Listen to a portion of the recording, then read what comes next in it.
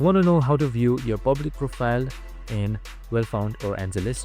So public profile, this simply gives you a preview of how other people view your profile. So in this video, I'm going to show you how you can view that. So it's super simple and under a minute, so let's get straight to it. Now first things first, you can just simply open up your wellfound.com website. Before it was AngelList, but now it is Well-Found. It has been renamed. So once you have done that, on the leftmost side you should be seeing home, and on the home you can either directly select your profile and then select view public profile. So if this is not here, just simply head down to profile right here. So now once you're on your profile, scroll down a little bit and here you should be seeing various options. So under edit your Well-Found profile, you should be seeing profile views, and right beside it you should be seeing view public profile. Just simply like that. Now this would show your public profile and how it is viewed. So you can see your cover photo, your profile picture, and you can see all of your experiences and much more. And that's it. I hope this video helped. If it did, make sure to like, subscribe, and tune in with us for more of these videos. See you in the next one.